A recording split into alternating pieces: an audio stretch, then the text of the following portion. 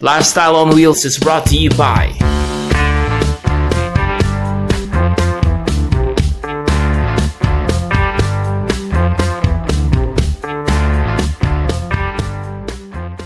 The views and opinions expressed by the host and the guests do not necessarily reflect the show or the network. For your comments and suggestions, you may email us at motorsiklo@gmail.com. Good afternoon, Ciclistas! I'm your host, Titan Hawk, and welcome to Lifestyle on Wheels Season 5.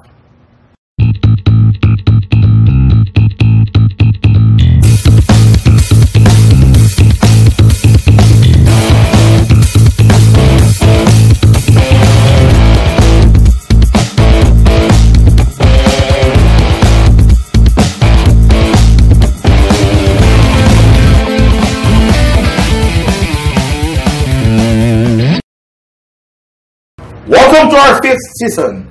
At ngayon naman, pag-uusapan natin ang mundo ng 2 wheels, 4 wheels, at syempre, ang mundo ng turismo.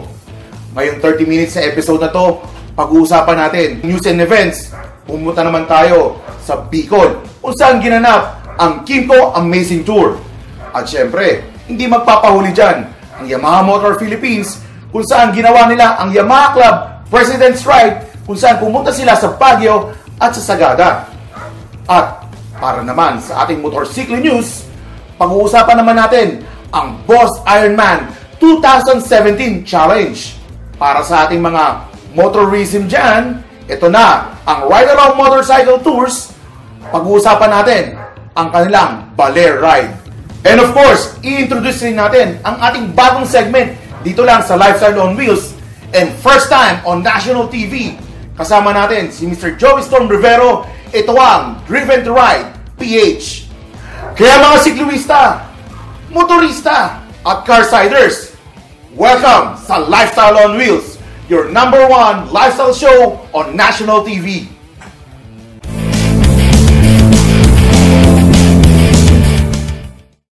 For news and events, samahan nyo naman ako at puntahan natin ang scenery ng Bicol, kung saan ginanap ang Kimco Amazing Tour Media Ride. Alam nyo ba, hindi lang basta-basta ride lang to ng mga media. Ito ay parang isang media challenge kung saan pagandahan sila ng picture about sa motor at syempre sa beauty ng ibibigay ng Bicol. Isipin nyo yung mga kasama nating media, talaga naman napakaganda ng makakuha nila. Kasama ang motor na Kimco at syempre ang mga magagandang tanawin sa Bicol. And of course, nagkaroon rin sila ng write-up challenge. Alam nyo ba ay nag-contest sila? Pero ang nakakatuwa sa kanila ay it's all about fun. It's all about camaraderie. Yan po ang samahan ng mga media men at syempre, hosted by Kimco. Kaya Kimco Philippines, maraming salamat po sa pag-imbita nyo po at sa pag-organize ng mga ganitong klaseng event. At sana magkaroon pa ito sa mga susunod na taon. At ngayon naman, samahan nyo naman ako sa Yamaha Club President's Ride, kung saan nilipon natin lahat ng mga presidente dito sa Pilipinas at sinama natin sila sa Baguio. At syempre, hindi magpapahuli, kasama natin ang ating mga media men dito. At once na pagpunta namin ng Baguio dyan, diretso kami sa Sagada gamit ang Yamaha NMAX at Yamaha 150 TFX. At hindi lang basta-basta pag-akyat at pag-experience ng magagandang motor ang amin nasaksihan, kundi syempre yung kagandahan ng Sagada. Yan, isipin nyo, nagpunta rin kami sa hanging coffins, pumunta rin kami sa paggawa ng mga pottery doon, at talagang very heartwarming experience ang aming natutunan doon. Kaya sa Yamaha Motor Philippines, maraming salamat po, at sana sa susunod, makasama na ako dyan.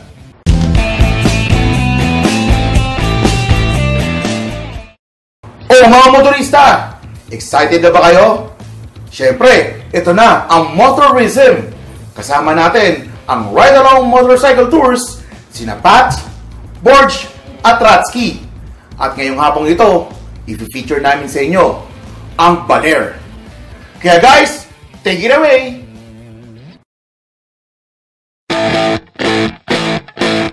Baler is 274 kilometers from Manila. Take the North Expressway that will lead you to Esitex and exit at La Paz. From there, follow the highway leading to Aliaga. From Cabanatuan City proper, take the Nueva Ecija-Aurora Highway, passing through the towns of Talavera, Rizal, and Pantabangan until you reach the Aurora border. Then through the towns of Maria Aurora, San Luis, and finally, Baler. Our first stop was at Canili and Diayo Dam. The dams are situated in the deep canyons of the Canili and Diayo rivers in the Baler-Aurora Basin. Hi, I'm Pat. These Borgs! And it's Ratsky. And we're from Ride Along Motorcycle Tours. So we're here in Baler.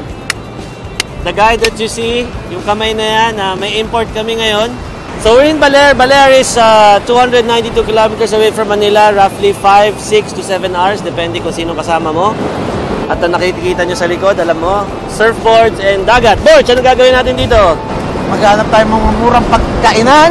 Rats, anong gagawin natin dito? Activities? Magsa-surfing! Woo! Woo! So, we hope you enjoy this show, these episodes that are to come. And of course, we want to thank the guy behind that camera. And you will see him now. So, thank you. Again, this is Lifestyle on Wheels, Motourism segment, PTV4.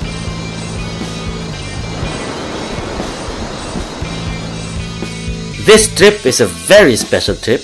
Their guest in this episode to Baler is none other than their friend, Rovel, one of their club brothers.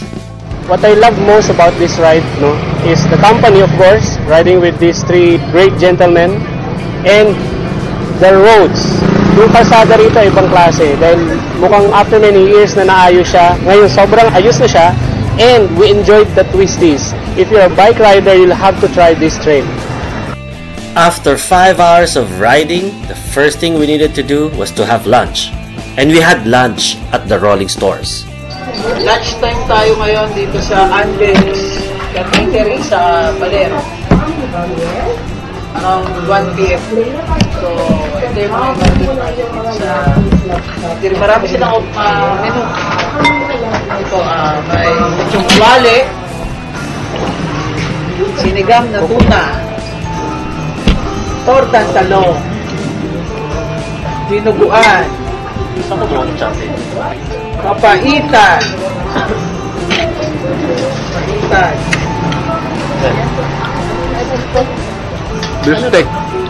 Bistek Tagalog. saka bistek Tagalog. Every time we're in Baler, we stay at Old Parola Seaside Cottages. It has 6 fully air-conditioned cabanas with private porch and an en-suite toilet and shower. Andito po tayo ngayon sa Old Parola Seaside Cottages. And kasama natin si Miss Lorlene Pereira, Owner and Operations Manager ng Old Parola. Bakit po Old Parola and paano po kayo nag-start? Dahil, literal sir, actually, ang aming pong resort ay katabi ng pinakaunang parola sa bayan ng Baler. At bakit po kami napayagan na gamitin ito? Sapagkat ang aking pong lolo, ang pinakaunang tagapangasiwa ng parola. Ano naman po yung mga may offer natin sa mga katulad namin na motorista na pumupunta dun sa mga destinations na nakamotor? Unang-una po, ang Old Parola po, vibe po namin ay relax, chillax. Pwede po kayong pumunta dito as a couple, meron pong pandalawahan, may as barkada or as a group, meron pong pang maramihan. Walang inhibition, kung anong kailangan ninyo, sabihin nyo lang sa amin. Nandito lang po kami. Excited na ako, ma'am. Ano po ba yung mga activities na pwede natin gawin dito sa Old Parola? Actually, nagsisimula po yung adventure dun pa lang sa dinaanan ninyo, yung Pantabangan Road. Lahat po doon, makikita nyo na scenery ng mountain, may lake. Tapos po, pagdating nyo po sa Baler, punong-puno ng activities kung talagang adventurous po kayo. Number 1, syempre, ang surfing. After surfing po, pwede po na kayong bumisita sa lahat ng mga destination. Ang una po ay yung Mother Falls, yung pinakamalaking falls po namin dito. Meron 30 to 45 minutes na trekking. Hindi naman po mahirap. Susunod po ay yung Balete Tree. Talaga pong makikita ninyo lahat naglalakihang mga ugat ng puno at pwede pa po kayong pumasok sa mismong katawan ng puno. Pagkatapos po dito, meron po kaming historical town tour So, meron pong Baler Museum, our very historic Baler Church, at saka syempre, ang mga tiyanggi-tiyangge, bilihan na pasalubong. So, Baler is one of the destinations sa ride-along motorcycle tours. Baka pwede po natin silang invite. Maraming salamat po sa Ride-Along Motorcycle Tours, sa aming partner dito sa Baler. At inaanyayahan po namin kung gusto nyo pong to go through the motorcycle tour, pwede po kayo sa kalat. Pwede rin po ninyo kami makontakt sa aming Facebook page, Old Parola Baler, at gmail.com, o kaya po sa aming phone number through text or call 0929-611-2607. The best of all, the beach is just a hop, skip, and a jump away, unlike any other accommodation establishments in Sabang Beach in Baler. Andito tayo ngayon sa Kusina Luntian, maghahapunan. Ang in-order ko, liempo, wapang-wapang liempo. Expression nung may-ari, wapang-wapang. Pero inihaw na liempo siya. May kamatis. Ibig sabihin, sarap-sarap? Parang sarap-sarap. Kasi siya, sarap na eh. May itlog na pula, kalahati. Tsaka liempo. Tsaka meron toppings to na yung taco salad.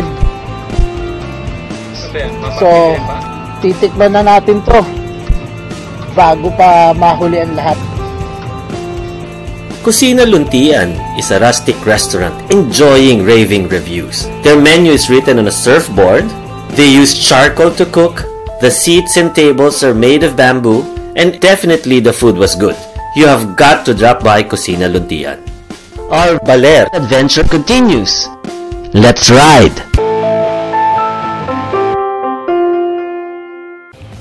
Oh, nabitin ba kayo?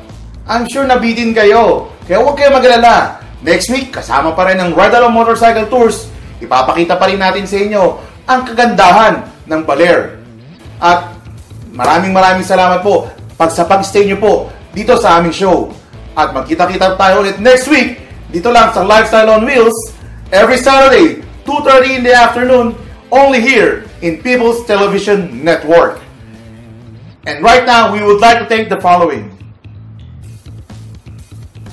And please also visit our social media and websites.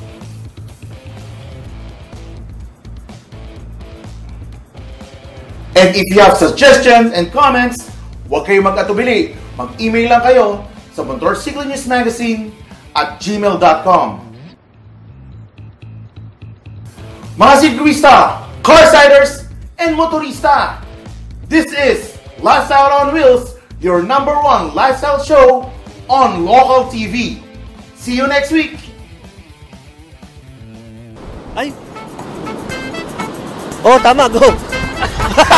Go yan! Sige lang. Bawal yan. Mali. Kasama natin, sarsa! Hindi naman sa sarsa. Pwede pa po kayong pumasok sa mismong katawan ng puno. Ma'am, wala po ba nakatira doon? Sana po wala. Scared. Kakayanin ko po kaya yun? Opo. Kasi ang surfing naman po, Cut! Pangalawa na yan, friend! Huwag naman mapapadali! Huwag naman ganun!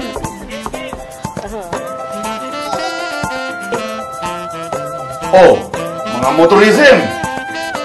Mga motorista ba? Okay. All the way to the Kakas. All the way to Sagada. All the way to Sagada. Lifestyle on Wheels is brought to you by